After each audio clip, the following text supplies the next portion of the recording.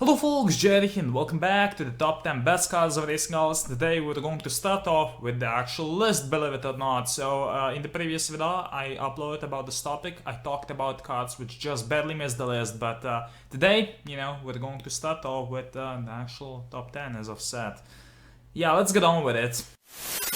So, we all know about the Honda Civic Si. It's pretty much the most popular car in the game. Now, I was going to put that car under the honorable mentions, but then I realized that much like with the S2000 Race Edition, there's actually a version of this car out there which is just way better in my opinion. So yeah, this car is pretty much to the Civic Si what the S2000 Travelers Edition is to the S2000 Race Edition, which just means that it's pretty much better in every single way. It's faster, you can be more consistent with it, in my opinion it's easier to drive, you can even put some aero parts on it. Now this car unfortunately was vaulted around a year ago, but still, considering it's only D-Class and was available for RSC back in the day, it's still really easy to get your hands on one, pretty much, they're so cheap. So if you really like driving cars like the Civic Si and maybe even the Toyota Corolla, you should definitely give the CRX a go, just because it really is a great competitor to those cars and, a good way to stand out.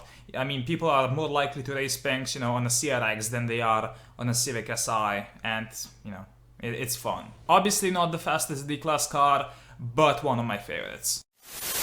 So I definitely considered the Camaro Z28 for this year's list as well, but it got nerfed during 2016, somewhere in the middle, and it's a bit slower now. Now, actually you can, actually I'm lying because you can put performance parts on it, which you couldn't do previously. So it's quite fast, but also I should probably mention the 2010 Camaro SS because that's a really good car as well, but I wanted something a little less cliche, so I went with a, Toyota. As far as A-Class cars go, this really does not get enough credit just because it is so fun to drive. Like the one you're watching right now is actually a bronze showdown version with all carbon fiber parts except the spoiler, which is fiberglass, but don't get me wrong, it's still super fucking fast. Like when you get into a 68 lobby, if you see an A-Class car, odds are that it's going to be a Z28, sometimes with lightweight parts on it.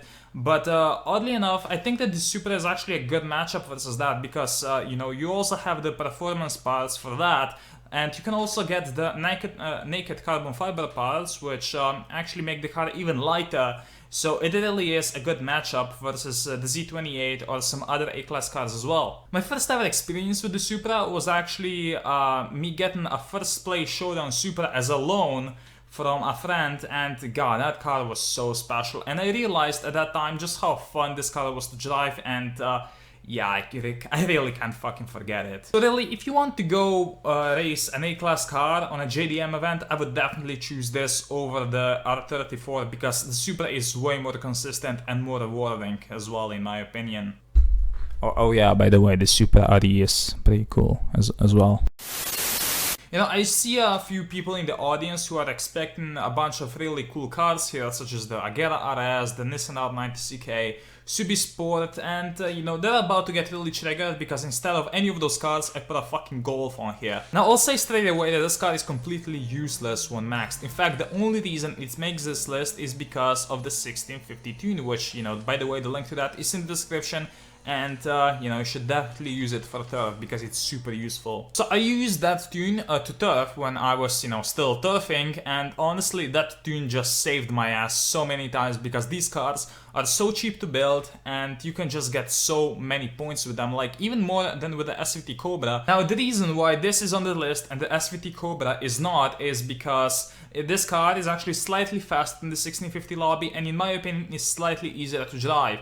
So, if you want easy turf points, this is pretty much the way to go. Make sure to check out the link in the description yet again. And you're watching my picks so far, and don't worry, we're going to get to some faster cars later on. Not just quite yet though. The Lotus Exige is great and all, but I really don't want to get drunk one night, fucking wake up the next morning and realize that I tried, to improve the Lotuses by putting conversions on them. Okay, shit example, but Evo 8 for the win. Okay, so it's not quite as high as it was last year, but still, this is pretty much the best B-Class car in my opinion. So it's not quite as fast as the Exige, it's really more expensive to max out as well, The shifts can be a pain in the ass, but fuck it, it's my list. Like, I actually have a collection of them, which is huge, you guys might have seen it, and I just love this car. And the reason for that is because it's pretty much the best campaign car in the game. Like, usually when you get a campaign car, it's not going to be useful at all in any situation except the Evo 8 in B class. It's pretty much one of the most popular pink slip cars in the game. You can get really easy points with it, just like with the Golf. And really, it's just a freaking rewarding car to drive. Like, you know, you can make a fucking rainbow out of them if you want. I did. So when I compared the previous top 10 list I made with this one, it was completely different.